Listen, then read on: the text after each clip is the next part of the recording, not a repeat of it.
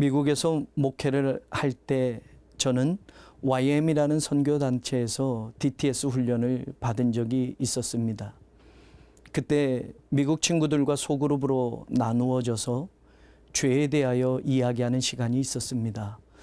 죄에 관련된 단어들이 바닥에 한 장씩 쓰여져 널려 있었고, 우리는 기도하면서 그 단어들 가운데 자신에게 있는 죄들을 하나씩 들어가면서 회개하는 시간을 가졌습니다. 그러나 솔직히 거기에 기록된 죄에 관련된 단어들은 목사인 저하고는 상관이 없는 것들이 많았습니다. 그런데 여기저기 흩어져 있던 죄와 관련된 그 카드들 가운데 하나가 어느 순간 눈에 들어왔습니다.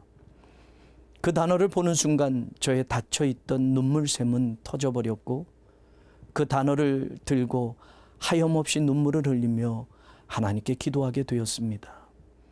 기억하고 싶지 않았던 어느 시절이 영화처럼 선명하게 제 머릿속에 보여지기 시작했고, 그 시절 어떤 사람으로부터 받았던 말할 수 없는 상처들이 눌려있던 제 마음에서 헤집고 나오기 시작했습니다. 그 단어는 unforgivingness 이었습니다. 용서하지 않음.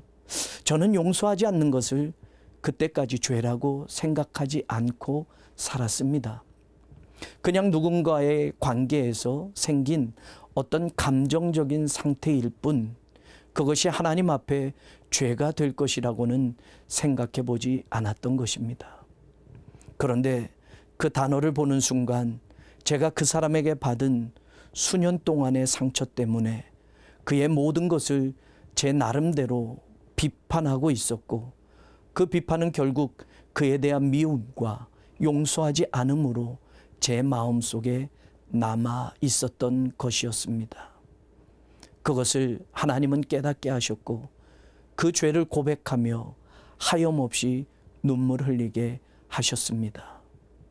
저 자신도 또한 돌아보면 제 목회와 삶의 모든 자리에 하나님의 은혜가 아닌 것이 하나도 없었음을 고백합니다. 저의 모든 것이 그분의 사랑과 용서로 채워진 것이며, 그 십자가의 정결한 보혈이 내 죄를 씻어 희게 하였음을 믿고 있습니다. DTS에서의 그 경험을 통해 저는 제 속에 용서하지 않음으로 누군가를 이제까지 비판하며 제 마음 한켠에 묶어 두었던 그 줄을 그때 회개하며 풀어버렸습니다. 예수님은 비판을 받지 아니하려거든 비판하지 말라고 말씀하셨습니다. 비판을 받지 아니하려거든 이라는 뜻은 사람들의 비판이 아니라 종말론적인 하나님의 심판을 이야기하는 단어입니다.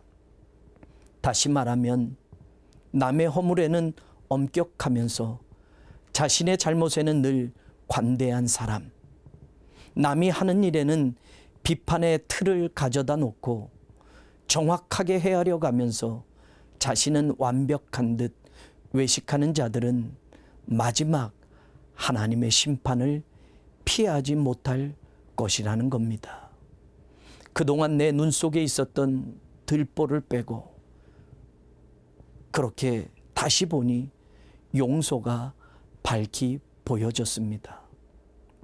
하나님이 이미 제게 베풀어 주신 그 용서를 잊고서 왜 남에게는 용서하지 못하고 그것이 죄라고도 생각지 못하고 살아왔는지 부끄럽고 죄스럽기만 했습니다.